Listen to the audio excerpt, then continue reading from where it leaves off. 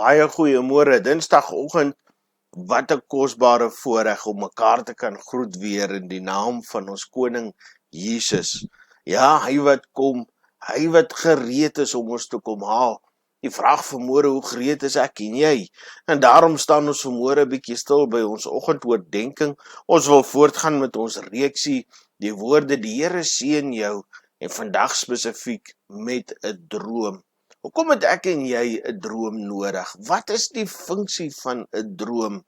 Weet jy, geliefde, as ons gekyk het na die lewe van koning Dawid, toe hy daar 'n skaapwagter was, toe het God heel eers gekom en hy die profeet Samuel na koning Dawid se pa se huis toe gestuur, en waarlik is koning Dawid gesalf as die koning. Maar weet jy wat, die volgende oggend toe hy opstaan, was hy nie ewe skielik die koning van Israel nie. Nee, geliefdes, toe het sy pad begin. Daardie dag met sy salwing het hy 'n droom ontvang, 'n goddelike droom, 'n goddelike lewensdoel. En daardie het sy krag geword waarmee hy die oggend opstaan. Daardie het sy krag geword waarmee hy die uitdagings binne in sy lewe moes deursien en moes deurloop. Daardie het sy krag geword waarmee hy Goliat verslaan het, met die wete, as die koning dan sy dogter offer, 'n deel van sy koninkryk, dan is dit seerlik wat die Here vir my bedeel het. So daarom, geliefde, weet jy, in ons lewe is die belangrikste daardie droom wat God vir my droom. Eerste om dit te ontdek, en tweede om daaraan vas te hou. Want jy sien, daardie droom is my grootste seën vir elke oggend. En al wat die ou Satan kom doen, geliefde, is hy kom vat daardie droom van my af weg. Hoeveel mense het vanoggend net opgestaan om vandag deur hierdie dag te kom, vanaand te kan slaap, en ons dink ons lewe en bestaan is maar net om 'n bord kos op die tafel te kry, of net deur hierdie dag te kom. En ons mis God se droom vir ons lewe. Jy sien, die wêreld verkondig 'n evangelie, die evangelie van die wêreld, en God se seëninge hou vir ons hierdie siening in, dat hierdie God in alles ons sal voorsien, en in sy voorsiening sal dit heeltemal afwesig wees van slegte, van aanvalle, want jy sien, dit maak nie eers saak waar's die Vader in my lewe nie. Ek kan hom maar so bietjie verwaarloos, ek kan hom so bietjie eenkant skuif, solank ek mos nou 'n Christen is, dan moet hierdie seëninge oor my reën, en ek meet my Christenskap aan die seëning. Maar wat sê die Vader vir ons oor seëninge? Die Vader wil vir ons leer dat seëninge en salwing en roeping en droom gaan oor 'n verhouding met die Vader. Hoe om in 'n gesonde verhouding met hom te wees, sodat hy dan ten einde sy beloftes teenoor my en jou kan uitstort.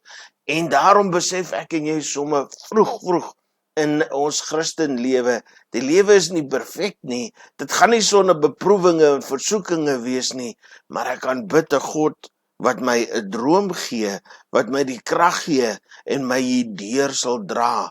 En nou wil ek vanmôre net so 'n bietjie vir jou vat na hierdie koning, hierdie spesiale man, Dawid, die een wie God homself sê, ek het 'n welbehae in sy hart. Hierdie koning kom, en in Psalm 86 vers 2 tot 6 is hierdie wonderlike gebed. Ag, as jy 'n kans het, lees maar Psalm 86 en dan sien jy die hart. Die heel eerste wat hierdie koning Dawid kom, is in sy stryd, want die lewe is 'n stryd, geliefde. As hy kom en hy sê, bewaar my siel, want 'n gunsgenoot is ek. U my God, verlos ek u knegt wat op u vertrou. Geliefde, vandag, maak nie saak wat die pad vir my inhou nie. Weet hierdie ding, dat die Here sal mos my siel bewaar. Ek is immer sy gunsgenoot, en hy gaan my deur die pad dra. Volgende een is, ag Vader, wees my genadig, want ek roep u aan die hele dag deur. Jy sien, geliefde, 'n verhouding met God is nie 'n oggend en 'n aand gebed of 'n stilte tyd nie. Ja, stilte tyd is belangrik, Maar 'n verhouding met God is ons so die hele dag met hom lekker te kan gesels, om te kan sê, dankie vir hierdie mooi blommetjie, dankie dat u vir my die regte woorde in my mond gegee het, want deur daardie goed raak te sien, verbly ek my siel, want u, o Here, hef ek my siel op. Want jy sien, alles wat ek sien, alles wat ek doen, is die Here die nommer 1 in my lewe. En dan kom vers 5, hy sê, want u, o Here, is goed en vergewensgesind en groot van goedertierenheid vir almal wat u aanroep. Ja, geliefde, ons is nie perfek nie. En in die lewe is daar een ding wat ons moet leer, is om by die Here te kom en te sê, Here, ek het dalk u gefaal. Jy sien, ons het ander dag so 'n bietjie gepraat hieroor. Maak ek nog my daddy smile? Smile my daddy nog as ek met hom praat? En dan kom hy en hy sê, Here, luister na my gebed en let op die stem van my smeking. Geliefde, 'n lewe van seëning is 'n lewende verhouding met 'n lewende God, met wie ek kan praat en tot wie ek my stem kan verhef, of dit in dankbaarheid is en of dit in nood is. Dit maak nie saak nie, ek het 'n droom, 'n God gegewe droom. Ek het 'n lewensdoel, dit is my krag. Maar ek het 'n verhouding met die lewende God, wat my nader aan hom bring. Jy al gehoor, daarso lees ons baie keer in die Bybel, Jesaja 58 vers 6, dat die salwing wat die juk breek. Geliefde, is nie die salwing van koning wees wat die juk breek nie.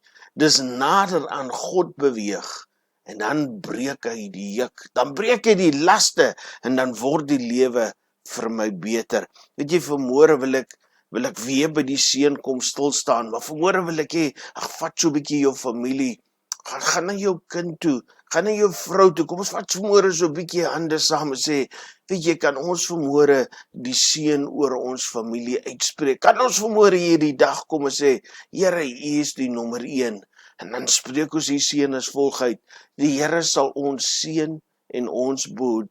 Die Here sal sy aangesig oor ons laat skyn en ons genadig wees.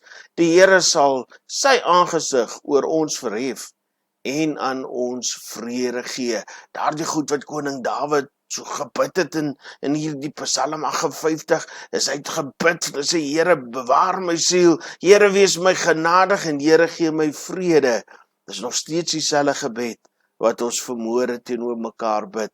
Mag die Here jou seën. Ek groet jou in die gebruikelike woord. Shalom. Vrede bo alle verwagting, jou beste deelgenoot en vernoot deur die dag. God ryklike seën op hierdie kosbare Dinsdag. Amen.